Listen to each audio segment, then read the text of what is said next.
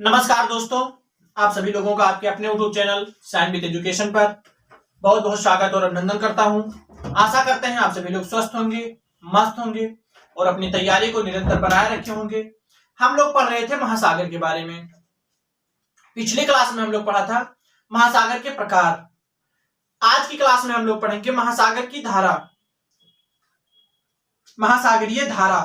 तो बिना किसी देरी के हम लोग अपनी क्लास को स्टार्ट करेंगे और समझते हुए चलेंगे। तो सबसे पहले हेडिंग डालिए महासागरीय धारा।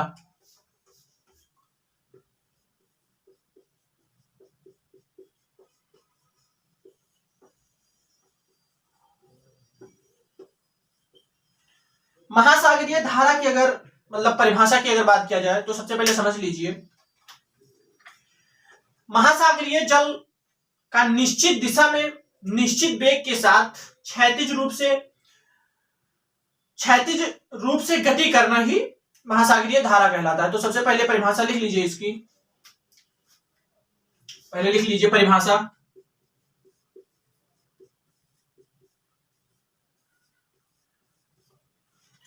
परिभाषा में लिखिए महासागरीय जल का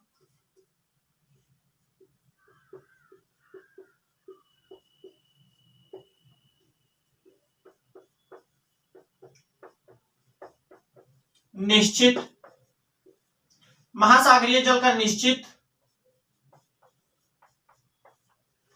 महासागरीय जल का निश्चित दिशा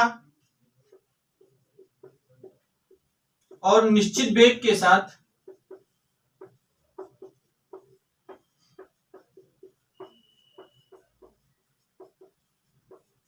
क्षैतिज रूप से गति करना,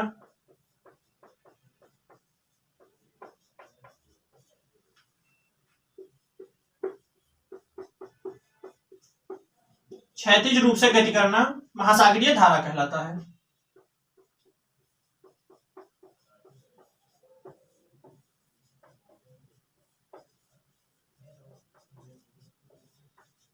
महासागरीय धारा कहलाता है। ऐसे समझ लीजिए कि महासागरीय जल का निश्चित दिशा में, महासागरीय जल जो है वो निश्चित दिशा में जो प्रवाह होता है, तो प्रवाह की गति को महासागरीय धारा कहा जाता है।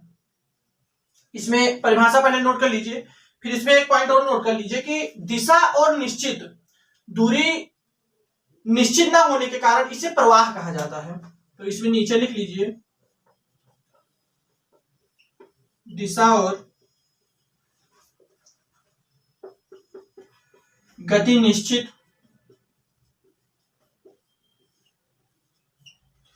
दिशा और गति निश्चित ना होने के कारण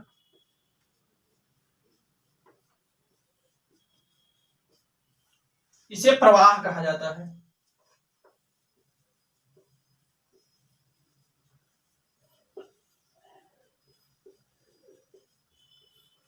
कहा जाता है, एक बार फिर से समझ लीजिए, महासागरीय जल का निश्चित दिशा में निश्चित वेग के साथ क्षैतिज रूप से गति करना महासागरीय धारा कहलाता है। महासागरीय धारा का जब दिशा और गति निश्चित नहीं होती है तो महासागरीय धारा को ही प्रवाह कहा जाता है।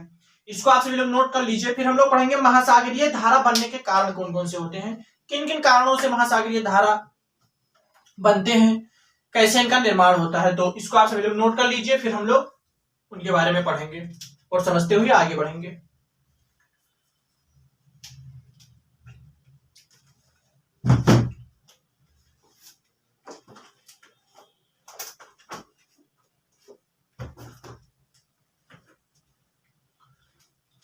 आशा करते हैं आप सभी लोग नोट कर चुके होंगे।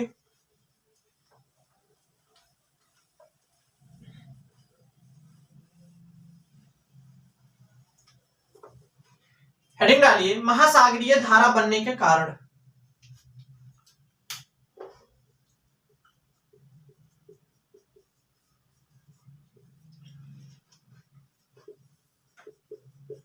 महासागरीय धारा बनने के कारण, इसमें अगर सबसे पहला कारण की बात किया जाए तो इसमें लिखिए कि पृथ्वी का घूर्णन, पृथ्वी का घूर्णन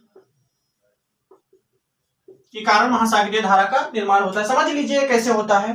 तो पृथ्वी अपनी धुरी पर पश्चिम से पूरब की ओर घूमती है। महासागरीय जल तरल होने के कारण इनका साथ नहीं दे पाती है। तो साथ नहीं दे पाती है तो ये पीछे छोड़, मतलब इसका पृथ्वी का घूर्णन जो है, महासागरीय जल तरल होता है इसलिए पृथ्वी का साथ नहीं दे पाती है, तो ये पीछे छूट जाती है। तो जल में विपरीत गति उत्पन्न हो जाती है, जिसके कारण भूमध्य धारा इसी कारण उत्पन्न होते हैं। तो इनमें लिख लीजिए, पृथ्वी का घूर्णन, ताप में बदलाव,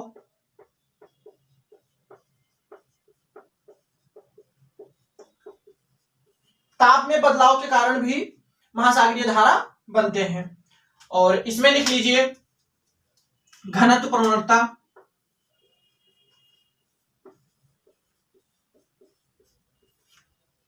घनत्व प्रवणता भी महासागरीय धारा बनने का कारण है। और इसमें लिख लीजिए महासागरों पर पवनों का दाब, महासागरों पर पवनों का दाब,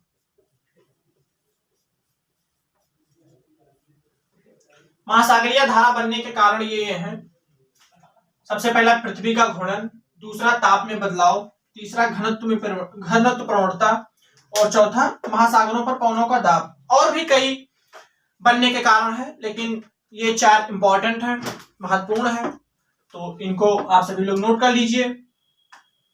इसमें समझ लीजिए महासागरीय धारा की परिभाषा आप समझे, फिर उसके बाद महासागरीय धारा बनने के कारण क्या क्या होते हैं। यहां से क्वेश्चन पूछा जाता है कि इसे 4 ऑप्शन आपको दे दिया जाएगा और पूछेगा कि मतलब महासागरीय धारा बनने के मुख्य कारण क्या है या प्रमुख कारण क्या हो सकते हैं। उनमें से कोई एक आपको ऑप्शन दे देगा सही, तो जो ऑप्शन इनमें होगा वही आपका सही आंसर होगा। तो इसको आप सभी लोग नोट कर लीजिए। फिर हम लोग पढ़ेंगे महासागरीय धारा के प्रकार के बारे में। महासागरीय धारा के अगर प्रकार की बात किया जाए तो ये 2 प्रकार के होते हैं, गर्म धारा और ठंडी धारा, जिसकी बात हम लोग अगली क्लास में करेंगे। इस क्लास में बस इतना ही। आपको क्लास कैसे लगी कमेंट बॉक्स में जरूर बताएं, और आप सभी लोगों से निवेदन है क्लास को अपने सभी दोस्तों में शेयर करें, सब्सक्राइब करें और लाइक करें, बेल आइकन प्रेस करना ना भूलें, जिससे कि हमारे क्लास का नोटिफिकेशन आप सभी लोगों तक सबसे पहले पहुंचे और एक भी क्लास मिस ना हो। अपनी तैयारी बहुत सावधानी पूर्वक बनाए रखें। मिलते हैं अगली क्लास में महासागरीय धारा के प्रकार को लेकर। तब तक के लिए जय हिंद, जय भारत।